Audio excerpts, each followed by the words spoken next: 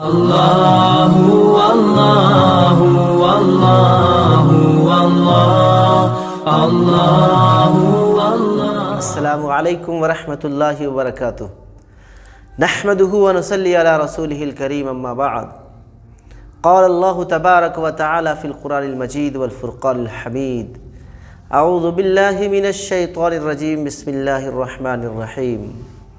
وما ارسلناک الا رحمۃ للعالمین، صدق اللہ العظیم۔ دوستو، بزرگوں، اس دور میں جب کہ مسلمانوں کی شبیہ بگاڑ کر پیش کرنے کی کوشش کی جا رہی ہے، مسلمانوں کو مسیحا کے بجائے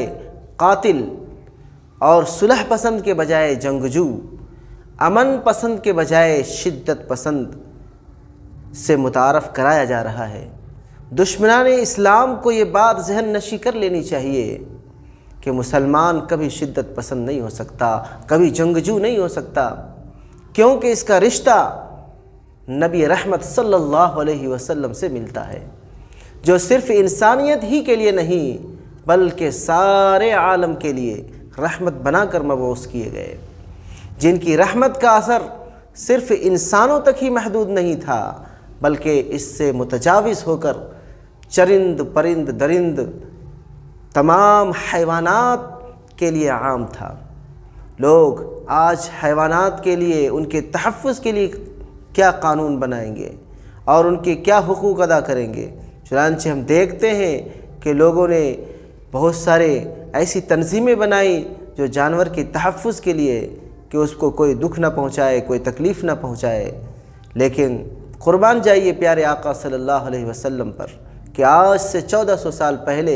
جانور کے تحفظ اور ان کے حقوق کی ساری ہدایتیں بتا کے گئے، فرما کے گئے۔ چنانچہ آپ صلی اللہ علیہ وسلم نے ان کو مارنے سے، ان کو گزن پہنچانے سے، تکلیف پہنچانے سے، ان کو نشانہ بازی کرنے سے اور ان کو طرح طرح کی اذیتیں دینے سے اور ان کے تحمل سے زیادہ اس پر بوجھ لادنے سے منع فرمایا، اور ان کے ساتھ احسان کرنے کے لیے اچھا طریقہ اپنانے کے لیے بتلایا کہ جانوروں کے ساتھ بھی احسان کرو، جانوروں کے ساتھ بھی معاملہ اچھا کرو۔ دوستو، جانوروں کی بھی ہماری زندگی میں اہمیت ہے۔ اللہ تبارک تعالیٰ نے ان جانوروں کو جو پیدا کیا ہے یہ بھی ہمارے فائدے کے لیے، اور قرآن عزیز کے اندر بہت سارے جانوروں کے تذکرے بھی ہیں اور ان کے فوائد بھی بتائے گئے کہ ہم نے ان کو کیوں پیدا کیا، یہ کس مقصد کے لیے اور کس فائدے کے لیے پیدا کیے گئے۔ چنانچہ قرآن عزیز کے اندر بہت ساری صورتیں جانوروں کے نام سے موسوم ہیں، لہٰذا دوستو جانوروں کی بھی ہمیں قدر و قیمت کرنی چاہیے، ان کی قدر پہچاننی چاہیے اور ان کے ساتھ ناروا سلوک نہیں کرنا چاہیے، اور ان کے طاقت کے بقدر، ان کے استطاعت کے بقدر، ان کے تحمل کے بقدر ان سے کام لینا چاہیے، اور اسے ایذا رسانی نہیں کرنی چاہیے، اسے تکلیف نہیں پہنچانی چاہیے۔ چنانچہ آپ دیکھیں زمانہ جہالت کے اندر لوگ جانوروں کو زندہ لٹکا کر کے نشانہ بازی کیا کرتے تھے، تیروں سے اسے چھلنی کرتے تھے۔ آپ بتائیں کہ ایک زندہ جانور جب اس کو تیروں کے وار سے چھلنی کیا جائے تو اس کو کتنی تکلیف پہنچتی ہوگی اور کتنا دکھ ہوتا ہوگا۔ پیارے آقا صلی اللہ علیہ وسلم نے اس طرح کے کرنے سے منع فرمایا اور فرمایا کہ جو اس طرح سے کرتے ہیں اس کے اوپر اللہ کی لعنت ہو۔ اسی طرح سے آپ صلی اللہ علیہ وسلم نے پرندوں کے ساتھ اور بھی احسان کرنے کے بارے میں بتائے۔ ایک مرتبہ کا واقعہ ہے، حضرت عبداللہ بن مسعود رضی اللہ تعالیٰ عنہ فرماتے ہیں کہ ایک مرتبہ ہم لوگ سفر میں تھے، پیارے آقا صلی اللہ علیہ وسلم بھی سفر میں تھے، تو میں نے ایک سرخ پرندہ دیکھا جو اپنے چوزوں کے ساتھ تھا۔ میں نے اس کے چوزوں کو پکڑ لیا اور پکڑ کر کے ہم اپنے قافلے میں لے کے آ گئے، تو اس کی جو ماں تھی وہ بھی پیچھے آئی اور پیارے آقا صلی اللہ علیہ وسلم کے سامنے ہو کر کے اپنے پروں کو پھڑپھڑانے لگی، گویا کہ وہ اپنی زبان میں آپ صلی اللہ علیہ وسلم سے شکایت کر رہی تھی، ہمارے بچوں کو انہوں نے اٹھا لیا۔ آپ صلی اللہ علیہ وسلم نے فرمایا کون ہے جس نے اس کے چوزوں کو پکڑ لیا ہے، اس کو واپس کر دو، جہاں سے اٹھا کے لائے ہو وہاں واپس کر دو۔ چنانچہ دیکھیے آپ صلی اللہ علیہ وسلم پرندوں کے اوپر بھی کتنے شفیق تھے، مہربان تھے کہ ان کے ساتھ کوئی غلط نہ کرے اور ان کو کوئی نہ ستائے۔ یہ فطری چیز ہے، محبت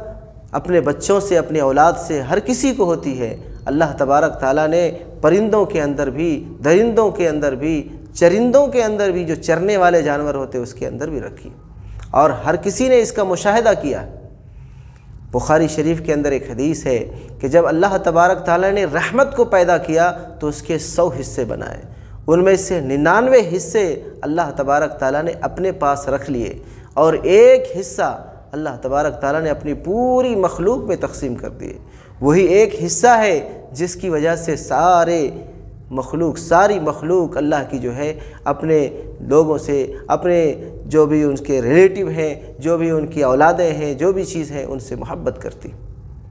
انسان بھی محبت کرتے اپنے اولاد سے اور ایک دوسرے انسان سے، اس طرح سے چرند پرند سب کوئی وہی ایک محبت، یعنی 100واں حصہ جو ہے اسی ایک حصے کی وجہ سے سارے لوگوں کے اندر رحمت ہے، رحم ہے۔ تو ہر کوئی اپنے اولاد سے محبت کرتا ہے، چرندوں کو بھی ہے، پرندوں کو بھی ہے، درندوں کو بھی ہے۔ اب ان جانوروں میں سے بعض جانور تو طاقتور ہوتے ہیں، جب ان کے بچوں کو آپ اس کے پاس سے لیں، حاصل کریں، پکڑیں تو وہ حملہ آور ہو جاتا ہے اور وہ لینے نہیں دیتا۔ چنانچہ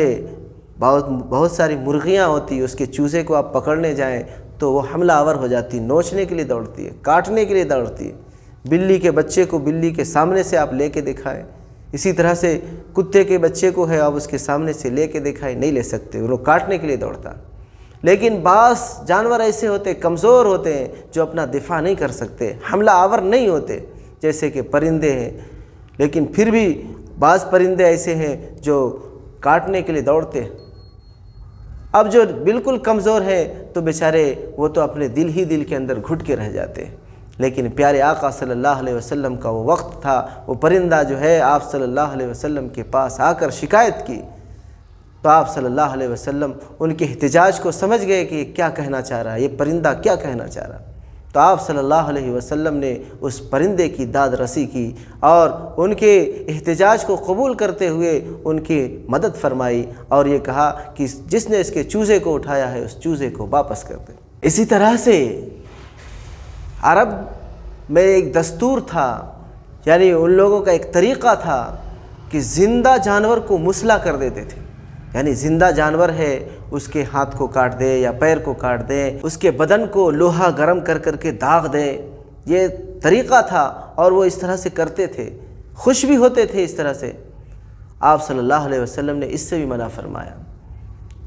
چنانچہ حدیث میں آتا ہے کہ ایک مرتبہ آپ صلی اللہ علیہ وسلم نے ایک گدھے کو دیکھا جو مسلح کیا ہوا تھا، یعنی اس کے چہرے کو داغا ہوا تھا۔ آپ صلی اللہ علیہ وسلم نے اس کے داغنے والے پر لعنت فرمائی کہ اس بے جوان جانور کو کس نے اس طرح سے درد دیا، تکلیف دیا۔ تو پیارے دوستو، جس طرح پیارے آقا صلی اللہ علیہ وسلم پوری انسانیت کے لیے رحمت بن کر آئے، اس طرح سے چرند پرند درند بلکہ کائنات کے ہر ذی روح جس کے اندر جان ہو، ہر کسی کے لیے رحمت بن کر آئے اور ہر کسی کو آپ صلی اللہ علیہ وسلم سے بے پناہ فائدہ ہی فائدہ ملا۔ چنانچہ آپ حدیث کا مطالعہ کریں تو آپ صلی اللہ علیہ وسلم نے یہ بھی تعلیم دیا کہ جانوروں کے ساتھ اگر آپ اچھا سلوک کریں گے تو اس کی وجہ سے آپ جنت کے مستحق ہوں گے۔ چنانچہ مسلم شریف کے اندر ایک روایت ہے کہ ایک مرتبہ ایک خاتون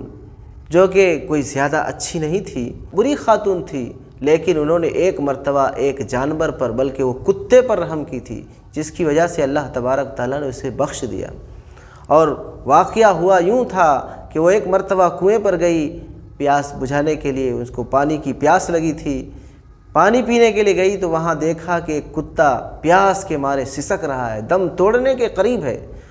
تو اس کتے پر ان کو رحم آیا۔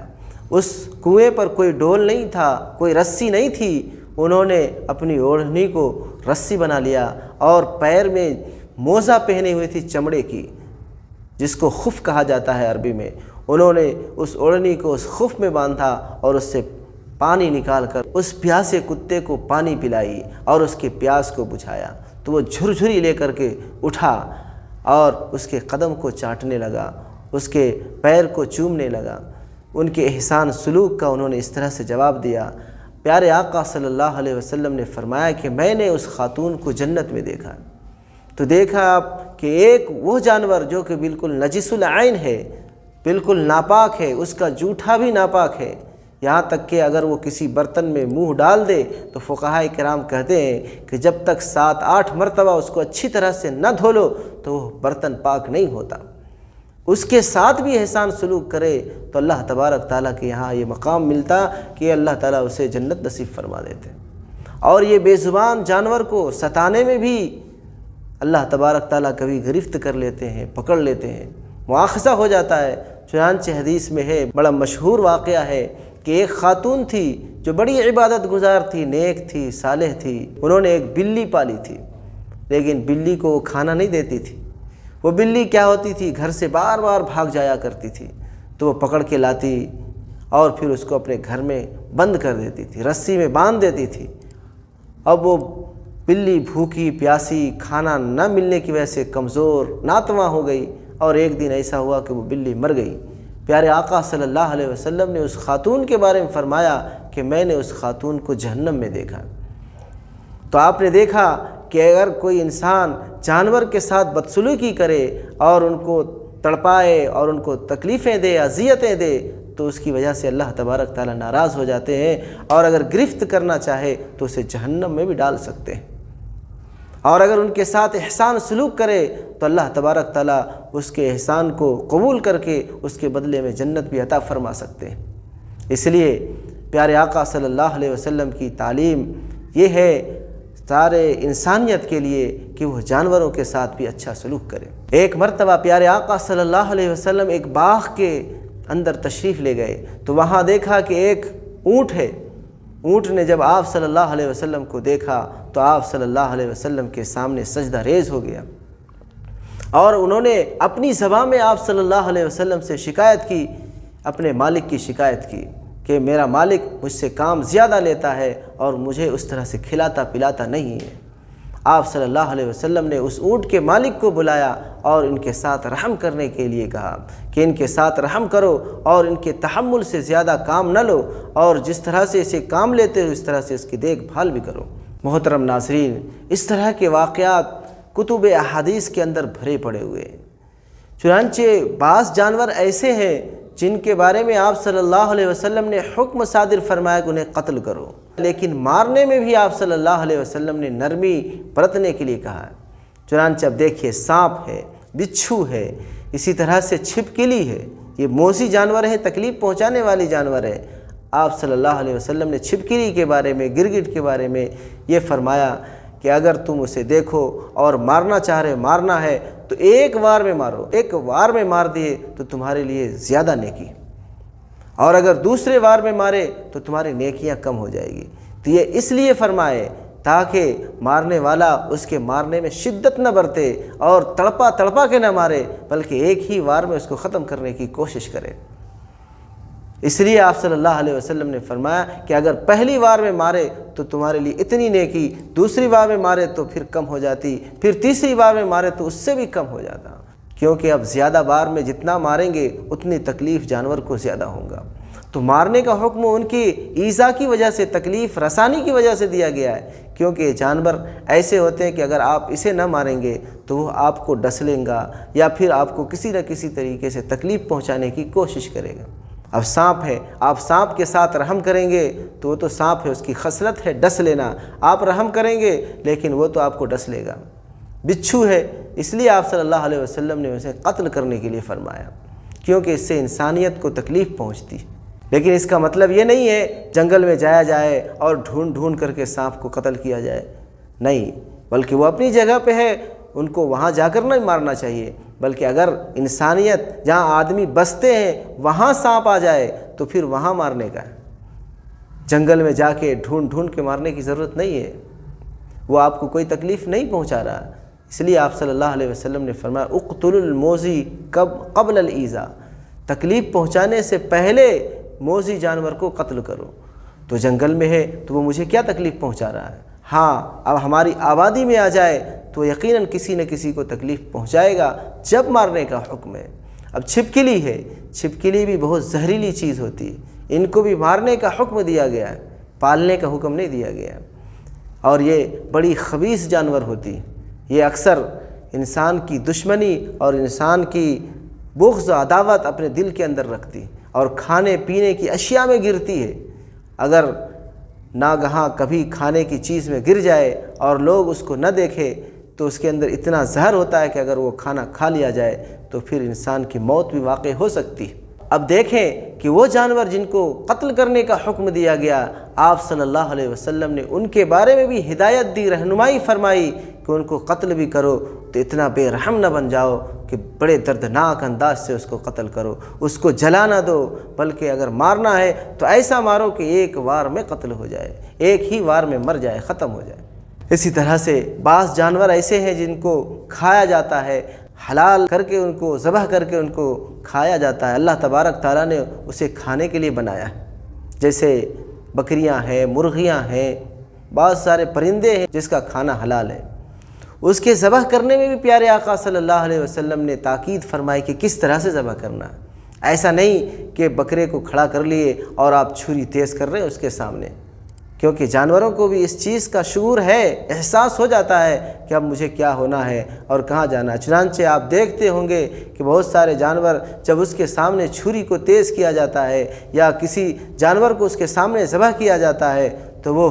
بالکل بھڑک اٹھتے ہیں اور خوف و ہراس اس کے اندر گھس جاتا ہے، وہ چیخنے اور چلانے لگتا ہے۔ تو یہ پہلے اس کو ذبح کرنے سے پہلے کیوں تکلیف دے رہے ہیں؟ ایک شخص کو آپ صلی اللہ علیہ وسلم نے دیکھا یا کسی صحابی نے دیکھا کہ اس کو ذبح کرنے سے پہلے لٹا دیا اور پھر اس کو چھری تیز کر رہے ہیں،